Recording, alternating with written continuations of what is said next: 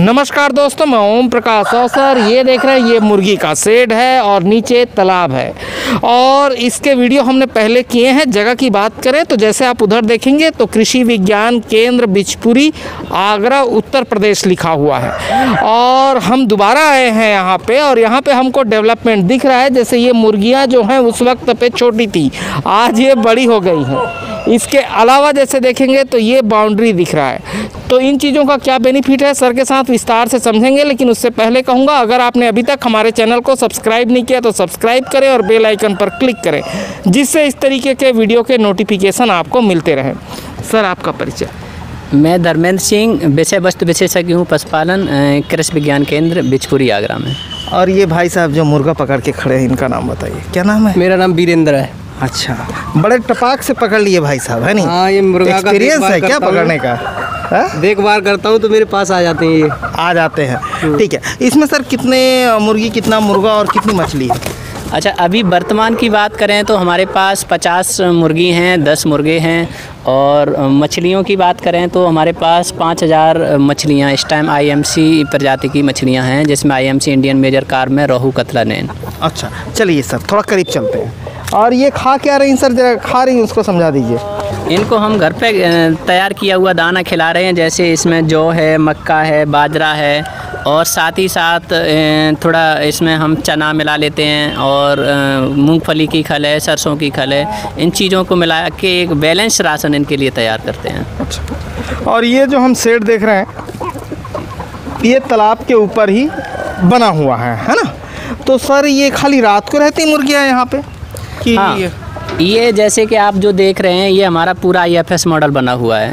IFS model का मतलब होता है इंटीग्रेटेड फार्मिंग सिस्टम, एकीकृत फसल प्रणाली। तो इसमें ये थोड़ा किसानों को सलाह देने की बात है कि जैसे आज आप देख रहे हो कि निरंतर जोत के आकार जो हैं वो छोटे हो रहे हैं और कि जैसे किसी के कोई व्यक्ति है उसके 4 लड़के हुए तो जो ज़मीन है वो 4 भाग में डिवाइड हो जाएगी। तो मतलब एक ऐसी प्रणाली को अपनाएं जिससे कम जगह में अधिक उत्पादन हो सके। तो जैसे आप देख रहे हो हमारा यहाँ पर तालाब है, तालाब के ऊपर हमने शेड बना लिया है। तो शेड में एक में हमारे में आप देखेंगे तो मुर्गी है। मुर्गी की ये कैरी निर्भीक प्रजाति है। अच्छा, और इसके साथ ही हमारे पास बटेर भी हैं जो हम आपको दिखाते हैं। ये बटेर है, ठीक है, और इसमें वाइट बटेर भी है जी। इसमें हमारी जापानी बटेर की 4 प्रजातियां हैं, जिसमें कैरी सुनहरी है, उज्ज्वल है, श्वेता है, उत्तम है। 4 जापानी प्रजाति की बटेर हैं। और साथ ही आप नीचे देख रहे हो जैसे ये जो नीचे दाना गिर रहा है, नीचे इनकी बीट गिर रही है, बहुत सारी मछलियाँ आप देख रहे हो नीचे। हाँ, मछलियाँ दिखाई दे रही हैं। ओके, ये डाले अभी और दिखेगा। ओह, दिखाई दे रहा है अभी? दिखेगी। और डालो, दाना डालो। अच्छा, नीचे मछलियाँ दिखाई दे रही है ना? ठीक है, तो ये बाहर जो बीट करती हैं वो नीचे गिर जाती है तो मछलियाँ उनको खाती हैं। जी। तो उनसे मछलियों को नुकसान नहीं होता है? देखो, मैं आपको बताना चाहूँगा कि देखो मछली भी एक खेती है। जैसे हमें खेती के लिए, कृषि के लिए, फसल के लिए जैसे हमें मिट्टी की आवश्यकता होती है, उसी प्रकार मछली को क्या है, हमें पानी की आवश्यकता होती है ना। मछली, क्योंकि मछली ऐसा जीव है पानी में ही रह सकता है। तो बाकी अगर और साथ ही इन मछली का जो पालन करते हैं वो 2 तरह से करते हैं, जैसे रासायनिक तरीके से या जैविक तरीके से। जैसे खेती भी 2 तरीके से करते हैं, रासायनिक, जिसमें रासायनिक विधि या फिर जैविक विधि। तो एक ये जो मॉडल हमारा है पूरा जैविक तरीके से मतलब यहाँ पर मछली और इनका पालन हो रहा है। साथ ही मैं एक सजेशन और देना चाहूँगा कि जैसे मछलियों का जो फीड है, जैसे आप देख रहे हो ये बटेर फीड खा रही हैं, कुछ फीड गिर रहा है, तो जैसे जो वेस्टेज है उसे ये सीधा खा ही रही हैं। बाकी ये जो बीट करते हैं ये पानी में घुलता है, कार्बनिक खाद बनती है। और साथ ही साथ प्लैंक्टन जो है, आप ये पानी मेरा देख रहे हो, पानी का कलर थोड़ा कुछ नीला सा लग रहा है आपको। तो ये एक तरह से जैविक रूप में इसमें प्लैंक्टन बनते हैं और जो मछलियों का भोजन होता है मछलियाँ उसे खाती हैं और ये मछलियाँ डेवलप भी हो रही हैं। इस तालाब में कितनी मछलियाँ हैं सर? अभी वर्तमान में हमारे पास IMC की 5000 मछलियाँ हैं, जिसमें रोहू है, कतला है, नैन है। अच्छा सर, जैसे बटेर की 4 प्रजातियाँ आपने बताई, तो उन प्रजातियों को हमें दिखा पाएंगे सर, कौन कौन सी हैं? देखो ये जैसे सभी उनके नाम से ही हैं। जैसे ये वाइट सी दिख रही है तो ये श्वेता है, और बाकी आप ये सुनहरी कैरी सुनहरी है ना, और बाकी एक सामने ये वाली जो दिख रही है आपको वो कैरी उत्तम है। अच्छा। और ये आपको ये जो दिखाई दे रही है वो उज्जवल है। अच्छा, उधर जिसके पेट में सफ़ेद है वो? सफ़ेद है, सफ़ेद। ठीक है, तो इस तरीके से सर ये कैरी बोल रहे हैं, तो ये कहाँ की ब्रीड है, कहाँ का जनरेट हुआ है? कैरी का जो है जो सेंट्रल एवियन रिसर्च इंस्टीट्यूट है, कैरी का फुल फॉर्म CARI है, तो सेंट्रल एवियन रिसर्च इंस्टीट्यूट इज्जत नगर बरेली उत्तर प्रदेश में है। तो वहाँ पर इसका बटेर का रिसर्च सेंटर है। तो ये जो मॉडिफाइड ब्रीड्स हैं बहुत मतलब विस्तार से इनका वहाँ पर पालन भी हो रहा है, और अगर किसी किसान को अगर चाहिए तो वहाँ से ये ले सकते हैं। अच्छा, और ये सफ़ेद वाली जो बटेर है ये बहुत प्यारी है। सफ़ेद वाली बटेर जो है बहुत प्यारी है, और ये एक कलर और जो दिख रहा है जिसके पेट पे सफ़ेद है वो भी बहुत प्यारा है। और इधर देखिए, दिखा रही ये चमक वाली जो बटेर है सुनहरी कलर की। जी। ये भी बहुत प्यारी है। इसको क्या बोले सर, सुनहरी वाले? कैरी सुनहरी। तो ये बहुत प्यारी है। ठीक है, तो इनका भी बीट नीचे गिरता है, यानी कि किसान बटेर फार्म में भी नीचे तालाब के ऊपर भी बटेर फार्म कर सकता है जी। और तालाब के ऊपर मुर्गी फार्म भी कर सकता है। जी। इसके बाजू वाले शेड पे मुर्गियां हैं। तो जैसे सर हम एक तुलना करें कि जैसे कई लोग तालाब पे खाद डालते हैं, ये गोबर डालते हैं तालाब पे कई लोग, तो वो तालाब में गोबर और मुर्गियों के बीच दोनों में कितना अंतर है, कितना फ़ायदा किस में ज़्यादा होगा? देखो मुर्गी की बीट है, जैसे गोबर है तो वो भी जैविक पे ही आ गया। मुर्गी की बीट है तो इससे ज़्यादा बेनिफिट होगा, क्योंकि ये डायरेक्ट सीधा मतलब जैसे ये खा रही हैं और सीधा जो बीट कर रही हैं वो सीधा नीचे जा रहा है। और वैसे बेनिफिट की बात करें तो इसमें ज़्यादा है। जो मुर्गी की बीट है, बटेर की बीट है, इनमें बेनिफिट ज़्यादा है मछलियों के लिए, क्योंकि ऐसा रहता है ना कि जब तालाब की जब शुरुआत करते हैं तब गोबर की खाद किसान डालते हैं ना, जब शुरुआत करते हैं तब गोबर की खाद डाल दी, या फिर बीच में जब डालेंगे तो ऐसा रहेगा कि कहीं किनारे से डाल दी तो धीरे धीरे घुलती रही। लेकिन अगर इस तरह का पालन करेंगे तो ज़्यादा ज़रूरत नहीं होती है।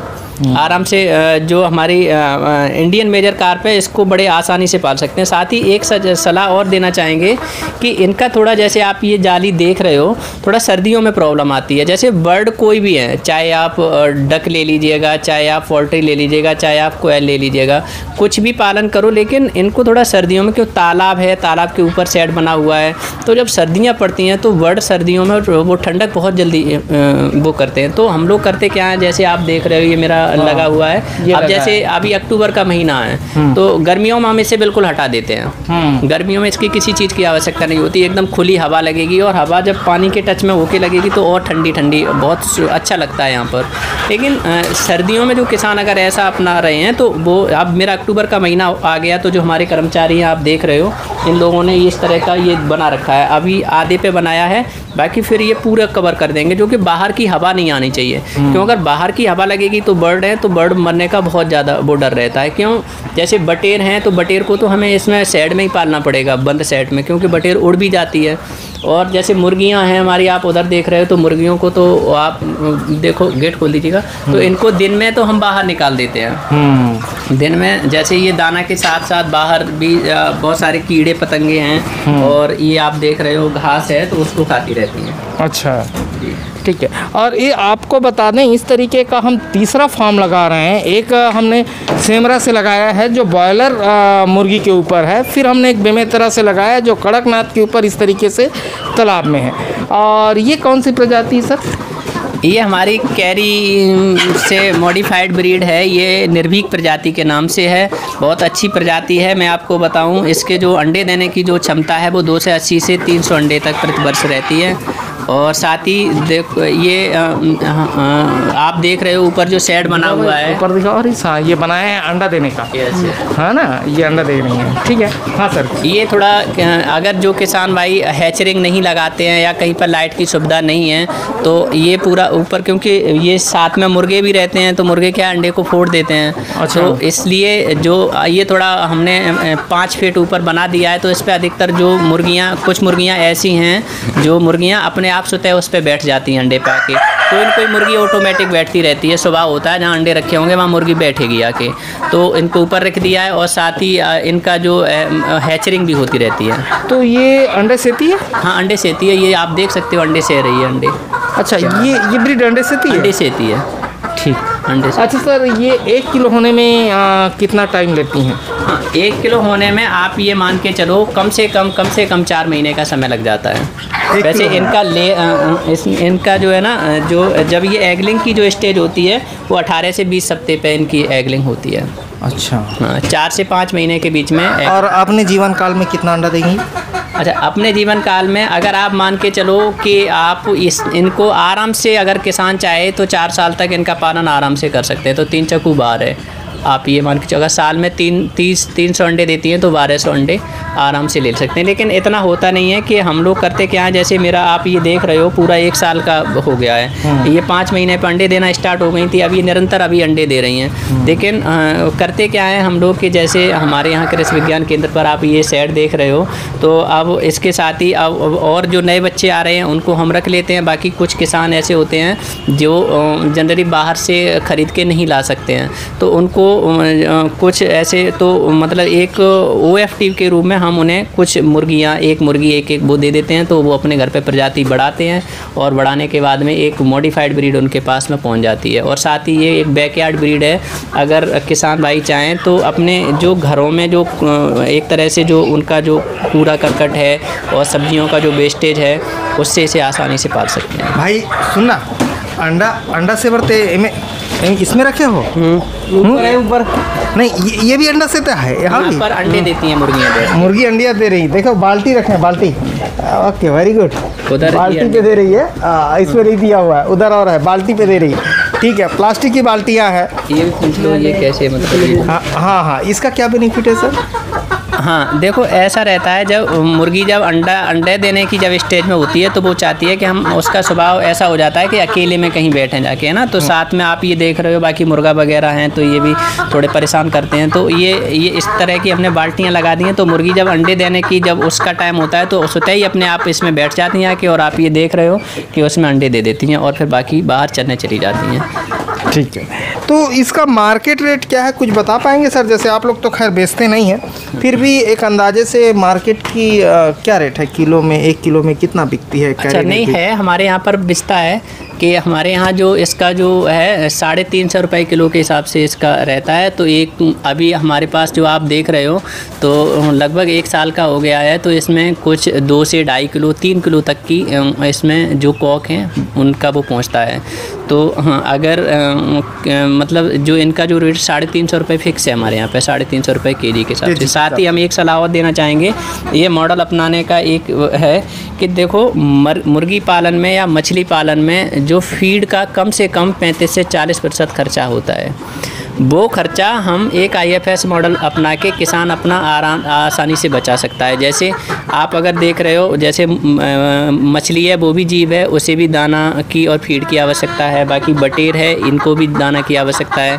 तो साथ ही हम आपको बताएं हम लोग करते क्या हैं कि जैसे ये तो पूरा मेरा सेटअप चल रहा है, तो इसमें जैसे जब शुरुआत होती है कि अभी मुर्गियां हमारी अंडे दे रही हैं, तो मेरे पास 50 मुर्गियां हैं, तो दिन में कम से कम अगर अंडे मिलेंगे तो एक साधारण दाने पे, जो साधारण हम दाना खिला रहे हैं बाजरा मक्का और जो मैंने अभी आपको कुछ देर पहले बताया था, उसमें कम से कम 10 से 20 अंडे प्रतिदिन मिलते हैं।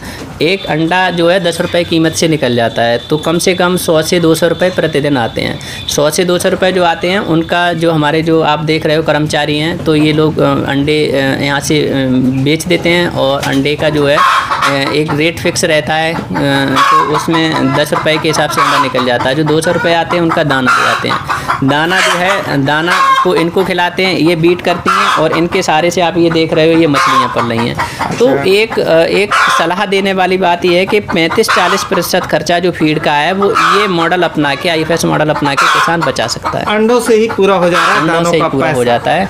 और जी जी जी ठीक, आइए। अब मछलियों को थोड़ा दाना डालो ना, ये भाई साहब से दाना डलवाते हैं, डालिए।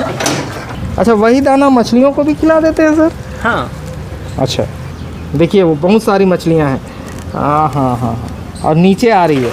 और आदत भी होगा उसी के नीचे आने का। हाँ, वो हैबिचुअल भी हो जाती हैं कि वहाँ दाना गिरता है और दाना भी गिरता है, वहाँ वीट भी गिरती है, तो ये इससे जो है ना यहीं खाते हैं। हाँ, वहीं खाते हैं, आदत में तो शामिल इनकी हो हैबिट में होता है वो। ठीक। ये जो दिख रही है ये कौन सी मछली है सर? ये 3 IMC है, रोहू कतला नैन है। अच्छा, और अभी साइज़ क्या होगा इनका? हाँ, साइज आप देख रहे हो कि जो है हमारे यहाँ पे 100 ग्राम से लेके और कुछ मछलियाँ जो है आधा किलो वेट तक की हैं इसमें।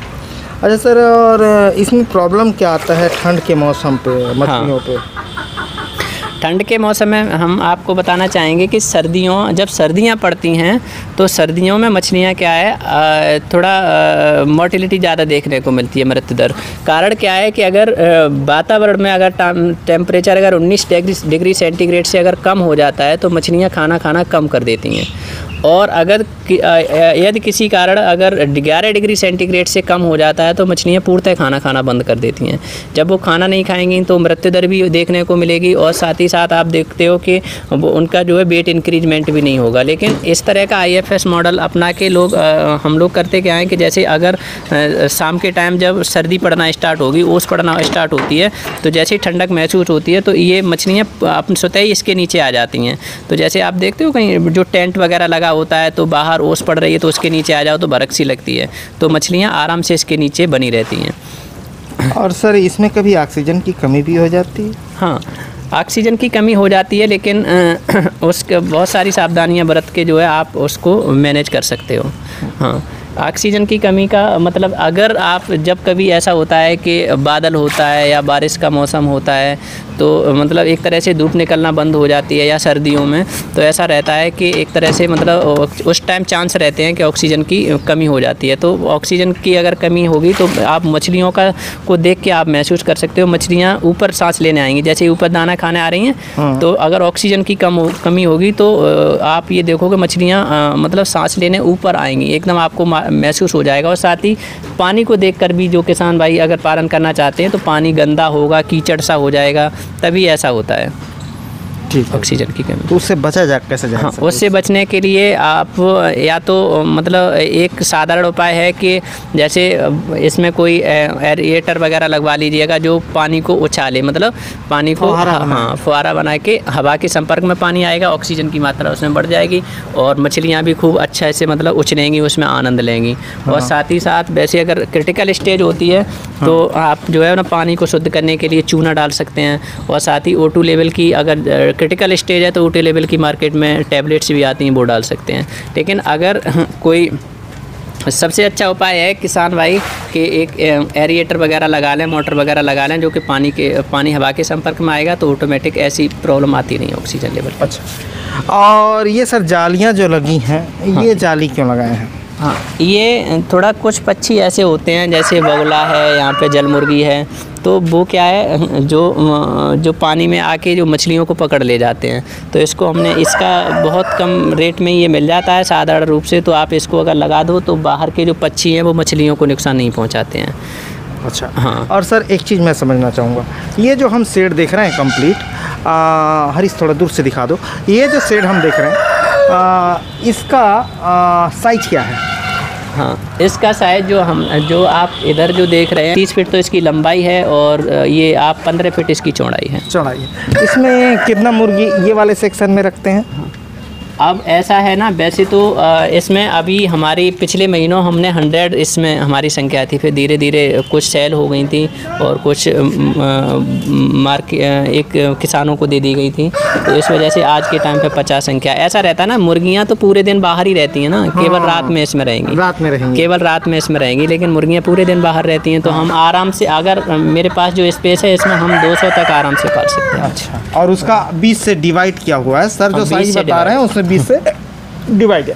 इसकी हाइट क्या मेंटेन किए होंगे सर? हाँ, हाइट जो है, हाइट हम कम से कम 12 फीट तो रखिएगा, क्योंकि ऐसा रहता है सर्दियों में थोड़ा टेम्परेचर जब डाउन हो जाता है तो अगर थोड़ा नीचे छत होगी तो ठंडक भी ज़्यादा होगी, या गर्मियों की जब बात करें तो गर्मियों की जब बात करेंगे तो अगर ज़्यादा नीची होगी तो इसमें ज़्यादा गर्मी पैदा होगी, तो कम से कम 12 फीट तो करिए। 12 फीट। तालाब की हम बात करें सर तो तालाब की साइज़ क्या है? हाँ, तालाब का साइज़ तो किसान भाई अपने अनुसार रख सकते हैं। जैसे आप ये हमारा देख रहे हो तो हमारा ये है ना 60 बाई 90 का है, तो हाँ 60 बाई 90 का है फीट में, और किसान के पास जो जगह है उस हिसाब से मतलब वो अपना मेंटेन कर सकते हैं। और इसकी गहराई कितनी है सर? हाँ, गहराई की बात करें तो आप ये देख रहे हो वो हमारा लगा हुआ है 6 फीट तक इसकी गहराई रहती है ना, क्योंकि कम से कम जो भी किसान भाई मछली पालन करना चाहते हैं तो जो पानी को जो भरने का जो स्थान है कम से कम 6 फीट का करें, क्योंकि ऐसा रहता है ना, क्योंकि इससे कम नहीं होना चाहिए। तो कभी अभी जैसे आप देख रहे हो हमारा पानी जो है 5 फीट से नीचे है, लगभग 4.5 फीट है, और बाकी टोटल जो इसकी गहराई है वो 6 फीट है।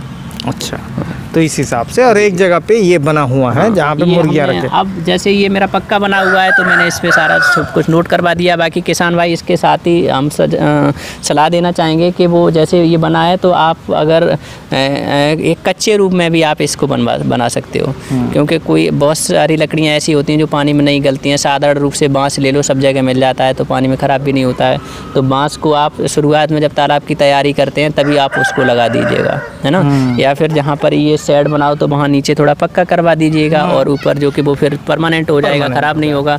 और शेड को आप ज़रूरी नहीं है कि आप इस इतनी टेक्नोलॉजी इसमें, हाँ, एक अगर किसान चाहे तो इसे देख के इस मेथड को देखने के बाद में अपना जो उसके घर पर संसाधन है तो उनसे बना लेगा, क्योंकि वेट के हिसाब से आप बना लीजिएगा। क्यों, आप मान के चलो 100 आपको रखनी है तो 100 मैक्सिमम ये 2 kg की हो जाएंगी, है ना। तो 100 200 kg वेट हो गया, तो 200 kg वेट के हिसाब से आप इस हिसाब से मेंटेन कर दो, जो कि आपको मतलब 500 kg वेट तक, क्योंकि 1-2 लोग कभी कभार उस पर चढ़ जाते हैं तो नीचे नहीं गिरे। तो आसानी से बहुत सारे किसान ऐसे हैं जो यहाँ से ये मेथड देखने के बाद में अपने यहाँ पे कच्चे रूप में उन्होंने बना लिया। कच्चा तालाब है उसमें बीच में उन्होंने बना लिया, जिससे उनको ये रहता है सर्दियों में और गर्मियों में मछलियाँ भी परेशान नहीं रहती हैं। इसके नीचे आ जाती हैं, ज़्यादा गर्मी लगती है तो इसके नीचे आ गई ठंडक महसूस होगी, ज़्यादा सर्दी लगती है तो इसके नीचे आ गई गर्माहट महसूस होती है। ये बहुत कच्चे में भी कर सकते हैं और पक्के में भी कर सकते हैं, और ये लोहे का भी बना सकते हैं, लकड़ी का भी बना सकते हैं। मतलब आपके पास जैसे संसाधन हो आप वैसा कर सकते हैं। जंगल में रहते हैं तो लकड़ी का बनवा लीजिए, शहर में रहते हैं तो लोहे का बना लीजिए, ठीक है। और सर जैसे हमें बाउंड्री देख रहे हैं, ये पहले नहीं था जी, तो अभी बाउंड्री की उपयोगिता क्या है? बाउंड्री की जैसे पहले ये अगर हम दिन में छोड़ते हैं तो आप समझते हो बहुत सारे जीव जंतु ऐसे हैं जो इनको, जैसे साधारण रूप से कुत्ता है, बिल्ली है, ये इनको हानि पहुंचाएंगे। तो अब ये बाउंड्री लगा दी और इधर आप देख रहे हो गेट लगा हुआ है, तो बाहरी जानवर हैं वो नहीं आ सकते यहाँ पे। और इसका थोड़ा एक विशेष ध्यान रखने वाली बात है कि इसकी जो हाइट है कम से कम किसान 8 फीट करें, है ना। अच्छा। अगर 8 फीट से कम रहती है, जैसे अब ये आप देख रहे हो लगभग में 2-2.5 फीट पे ये आराम से चढ़ गई, है ना। अगर ये 8 फीट से कम रहता है, 5 से 6 फीट तक ये आराम से उछल जाती हैं तो बाउंड्री के उस पार पहुँच जाएंगी। तो कभी अगर ऐसा करना है तो कम से कम इसकी जो है हाइट 8 फीट करें। अब ये 8 फीट की है, ऊपर देखते हो हमने कांटे वगैरह कुछ भी नहीं लगाए, लेकिन पूरे दिन ये यहाँ पे दाना खाते रहते हैं। हाँ, जी चाहे वहाँ घूमते हैं, ठीक। और साथ ही एक और हम आपको सलाह देना चाहेंगे कि अगर जैसे जब प्रैक्टिकली अगर इनको अंदर रखो और बाहर चरने के लिए भेजो तो इनका स्वास्थ्य बहुत अच्छा रहता है। आप उधर देख रहे हो पानी भर दिया है तो उसमें पानी पीते हैं, और जिसका मन होता है नहाने का वो नहा भी लेते हैं, और साथ ही उधर घास वगैरह भी है उसको भी खा रहे हैं, और बाकी कीड़े मकोड़े थोड़े गिट्टी वगैरह सारी चीज़ें हैं, सब चीज़ें खा लेते हैं। नेचुरल फीड हो जाता है। हाँ, यस, है ना। और ये भाई साहब तो हैं ही दाना खिलाने के लिए, है ना भाई, तो भाई साहब भी हैं दाना खिलाने के लिए। तो दोस्तों ये थी जानकारी कि कैसे आप तालाब के ऊपर मुर्गियों का इस तरीके से सेट बना के मछली पालन और मुर्गी पालन दोनों एक साथ कर सकते हैं। और मैं जैसे कह रहा हूँ कि हमारे पास 3-4 वीडियो इस तरीके के लगे हैं और अलग अलग जगह से लगा है, लेकिन ये जो शूटिंग हो रही थी ये KVK यानी कृषि विज्ञान केंद्र आगरा है, वहाँ से हम ये दिखा रहे थे, और ये पिछले बार भी शूट हुआ था। तो धन्यवाद। मैं ओम प्रकाश, सर वीडियो अच्छा लगा तो वीडियो लाइक कर लें। धन्यवाद।